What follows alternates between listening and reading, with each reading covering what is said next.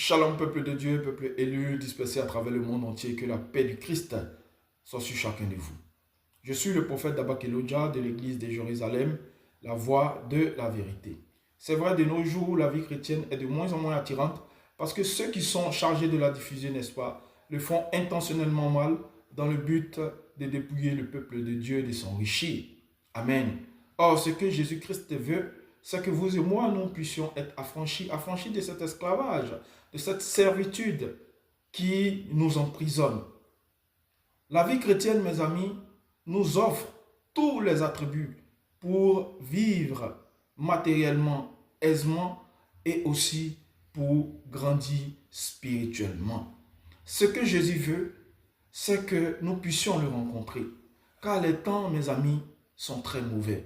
Dans le livre des Actes des Apôtres, dans le chapitre 3 au verset 19 qui dit « Repentez-vous et convertissez-vous afin que vos péchés soient effacés. » Ce que nous devons rechercher, ce n'est pas le pasteur le plus puissant.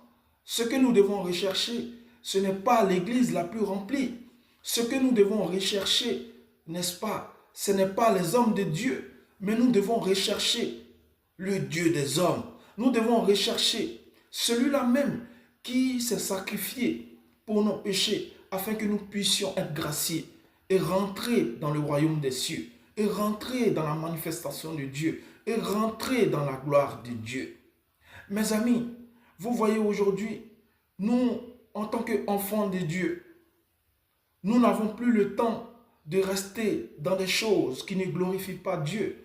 Nous n'avons plus le temps de rester dans cette attitude de confrontation avec l'Esprit Saint.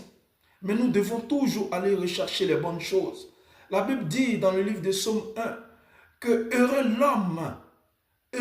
l'homme qui se détache des choses mauvaises, mais qui prend plaisir dans les choses de Dieu. Amen. Le monde d'aujourd'hui ne nous offre pas toutes les possibilités pour rencontrer notre Seigneur. Mais je suis convaincu qu'au fond de vous, il y a une flamme qui vous interpelle. Le Seigneur Jésus m'a donné le pouvoir et l'autorité de vous interpeller, de vous appeler à la vérité. Revenez à Christ. Ce n'est pas parce que vous êtes dans une église de 10 000 membres que vous êtes sauvés, non.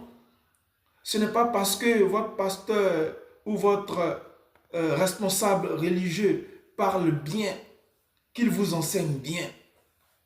L'instruction de Dieu est amour. L'instruction de Dieu